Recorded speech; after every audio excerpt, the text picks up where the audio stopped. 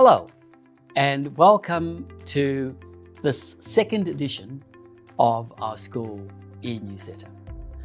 It's been quite a busy end of term 1. We've had in week 5, we've had the Year 7 to 12 swimming carnival at the Hawkesbury Oasis Pool in Windsor. And thank you to the large number of parents and grandparents that turned up on the day to support and cheer your kids on.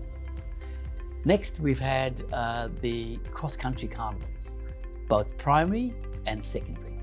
And when I talk about primary, we are only talking about Year 2 to 6, because up until Year 2, we don't get the students to participate.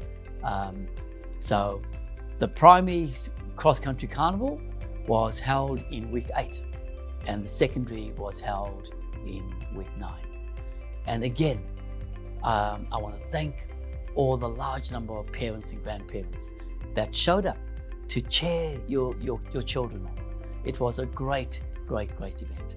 And can I just say, on a personal level, that whenever we have large numbers of grandparents and parents turn up to a school event, that is when I personally feel a strong sense of community. So well done to all those grandparents and parents. In week 8, we also had the 12 retreat. And again, as last year, we had it at the Stanwell Tops Retreat Centre. And those 3 days and 2 nights gave our Year 12s a perfect opportunity to stop, reflect, and renew their sense of spirituality. I know that our Year 12s are currently busy with their half-yearly exams right now. And it's quite a frightening thought that we only have 2 terms left with our Year 12s before they leave us. 2 terms. In week 9, we also celebrated Harmony Week, which was a great way of celebrating the rich tapestry of different cultures, ethnicities, and religious beliefs within our community. I'm sure that many of you have since caught up with all the activities, the concerts that were planned during Harmony Week through our Facebook and our Instagram platforms. We also, in week 9, we also had our Year 5 camp. And again, breaking with tradition, this year we decided to have it more local at the Yarramundi YMCA, which is in the Hawkesbury area, rather than go to Bathurst. And I know that for many of the Year 5 parents, this would have presented your first experience of your child going off on a school camp, and I hope you coped. And finally, in week 10, we had the Easter Hat Parade. Wow, what an event, what an event. Now, for me, obviously, this was the highlight of the term for me. Can I commend all the parents and grandparents for your hat making skills? Wow. I think back to that day, when was it? Wednesday of week 10, and all the different hats that were there, and the students proudly parading the hats. It was a great event. The creativity was next level. So congratulations to all the parents and grandparents out there. And finally, I want to thank Elders Real Estate for once again sponsoring the gift vouchers to the students who were most creative in their hat making. Thank you, and we'll see you next time. Okay, today I'm joined by Zach Russo and Nico Alfaro for our Student Spotlight section. We're going to be talking about some of the fantastic sporting achievements that the boys have been getting up to recently. So we'll start with you, Zach. I hear that you are a very successful motocross, and then more recently road racing. Would you like to tell us about that? So I started racing and riding motorbikes when I was 3 in my grandfather's backyard, and originally I was a bit iffy about the whole concept of riding a bike, and my dad was like, you know what, if you hop on a bike I'll give you a chocolate.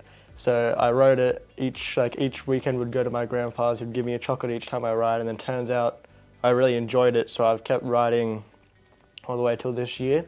And now I've started the OJC Oceania Junior Cup, which is a road racing program. It's like a support series for the ASBK Australian Superbikes. So yeah, I find it pretty cool. My first run was a couple weeks ago here in Australia at Eastern Creek. Oh, fantastic. And for the rest of this championship, does that go on for the rest of the year? So up and coming? Yeah, our last round I think is in November or December, I think. Yeah, and in terms of what's coming up in the near future, have you got stuff coming up in the school holidays? Yes, I'm going up to Queensland in school holidays on 25th, 28th, I'm pretty sure, Fantastic. of April. So Well, I was going to say, now that you're firmly on the Santa Sofia sporting map, we'll definitely be following you closely and all your achievements. thank you. Okay, Nico, what has been happening lately with your soccer career?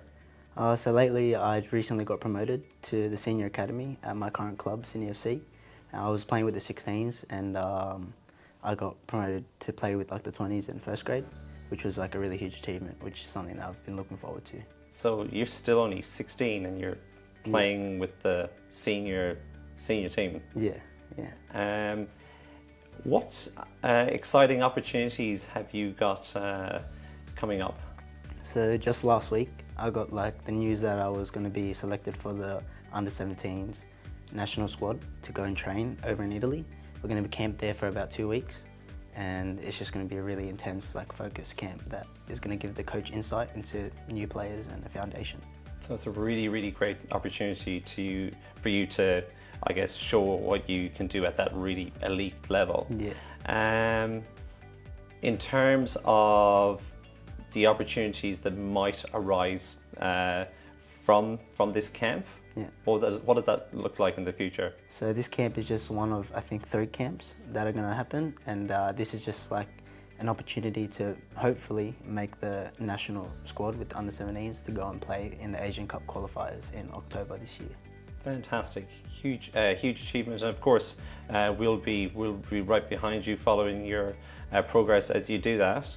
I guess if you had any advice we have lots of other soccer players here at school. If you had any advice for them for what they should do to try and sort of reach that level, what would you say to them? I think honestly the most important part is hard work and your effort towards the sport. And I think that you got to realize that there's a lot of sacrifice that comes with it, and that sometimes we focus on like things to do with your friends and like going out and all that. And I think that we have to realize that it's really like, if you really want it, you got to hone in and like focus on what you want in your future, and really like develop this like foundation for yourself.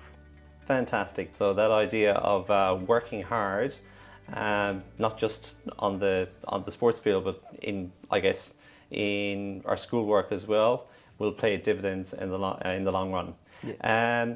I'd just like to thank the boys for their time this afternoon. Thank you.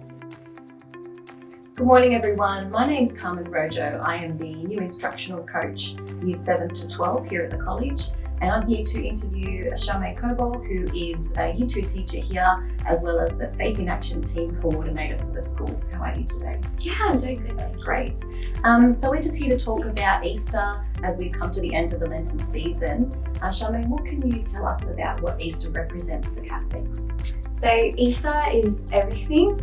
Easter is the most important time in the church, even more important than Christmas, because Easter is the foundation of all Christianity, essentially.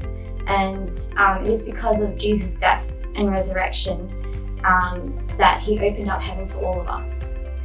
It's because of Easter we know that whatever sufferings that we go through, any struggles with sin or things like that, we know that God is always with us. And there's a beautiful quote by Pope Francis that says that Jesus on the cross feels the weight of sin, and with the power of God's love, that he is able to conquer it, he defeats it with the resurrection, which is really beautiful.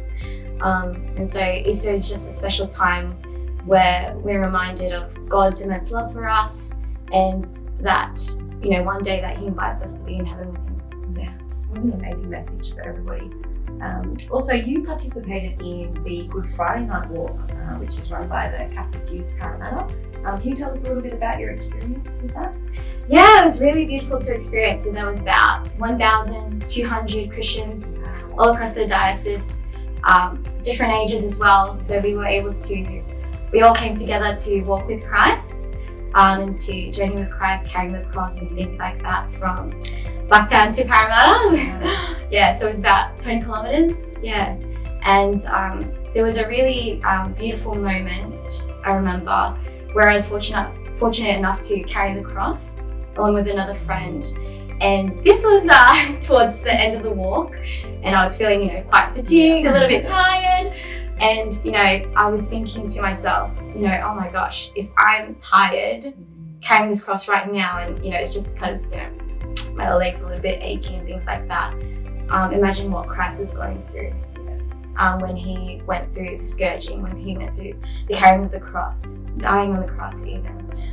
It made me think that when He was going through all of those moments, He wasn't just thinking of Himself and, you know, the pain or suffering that He was going through. He was thinking of us and the immense love that He has for each and every one of us. And I was thinking, you know, He journeys with us as well. You know, all the pains, all the sufferings that we go through, He walks with us. And so, you know, I always tell my kids a reminder during this time, you know, even if, you know, we're feeling lonely or we're feeling sad or feeling alone, you know, are we ever really alone? No, Jesus is always with us. And Easter's a really good reminder of this. Wow, what an amazing experience for you, and an amazing message for everyone in our community. So thank you so much, Charmaine, and we hope that everybody has had a great Easter and a great year from here on in. Happy Easter, everyone.